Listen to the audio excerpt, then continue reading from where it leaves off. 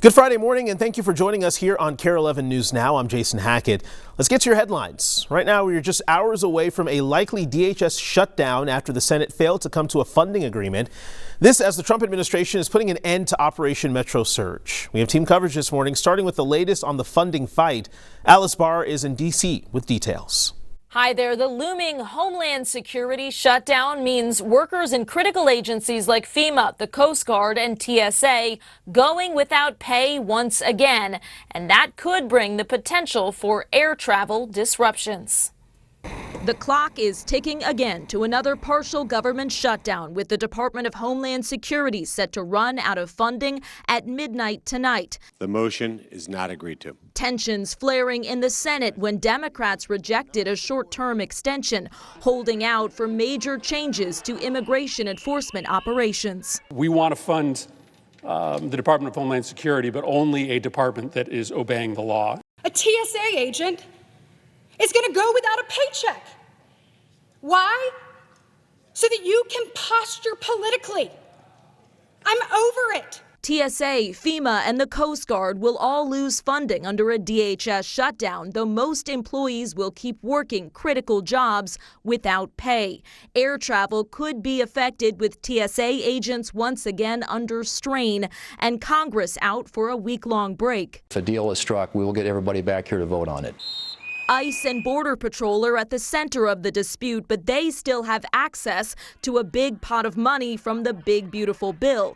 Democrats are demanding long-term changes, including requiring judicial warrants to enter private property for immigration operations and stopping agents from wearing masks, some of which President Trump called very hard to approve. We have to protect our law enforcement, very important. All as the president's border czar announced an end to the surge of federal immigration officers in Minneapolis, where the shooting deaths of 2 American citizens touched off uproar over DHS tactics. This idea that we're going to continue to fund them at this level after what they've done to my state, that's not in the cards for me. New overnight, a federal judge ordered the Department of Homeland Security to grant immigrants detained in Minnesota access to lawyers right when they're taken into custody and before they're transferred anywhere out of state.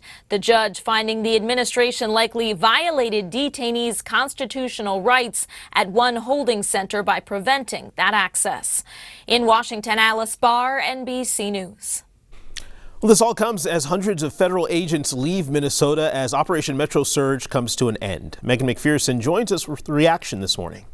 As the drawdown begins, Minnesotans across the Twin Cities are expressing a mix of relief, skepticism, and caution, including at Nina's Coffee Cafe, where they witnessed a crash involving federal agents just 24 hours before that announcement.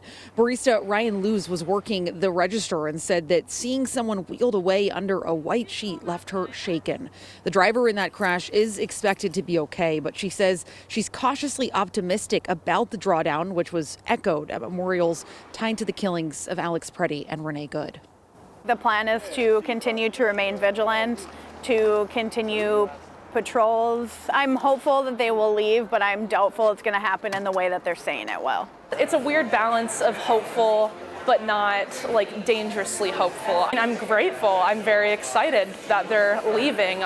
And federal agents say that the drawdown will continue into next week. But for many here, the trust that they have hinges on what happens next, as it's still unclear how many federal agents will remain here in the Twin Cities and what those federal immigration enforcement operations will look like moving forward. Back to you.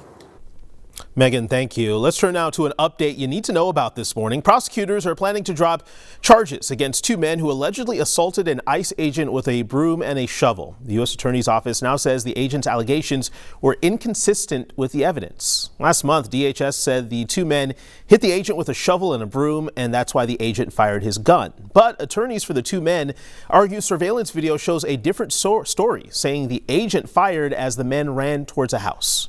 You know, I think if this was a case 20 years ago where we didn't have all the surveillance that we do, you know, municipal surveillance, ring cameras on doorbells, that lie, if I can go that far, might never been uncovered. But, you know, in today's day and age, there's video cameras all over the place. And so it's much more difficult to get away with something on the street. Attorney Frederick Getz also says it's rare for a case like this to be dismissed so early in the process. He says it's even more rare for it to be dismissed with prejudice, which means the two men can never be charged again in relation to this incident. Happening this afternoon, journalist Don Lemon will be in Minneapolis federal court for an arraignment. The charges stem from an anti-ICE protest at a St. Paul church last month. Lemon says he was covering the protests as an independent journalist, calling the case against him an attack on the First Amendment. Activist Nikemi Levy Armstrong will also be in court today in connection with the case. This morning, the FBI is upping their reward to $100,000 in the search for Nancy Guthrie as we near 2 weeks since she was last seen. FBI Phoenix is releasing brand new details about the suspect from the security footage. They said the suspect is wearing a black Ozark Trail hiker pack that's seen here. They also believe he's about 5'9" or 5'10". They say they've gotten more than 13,000 tips related to the case.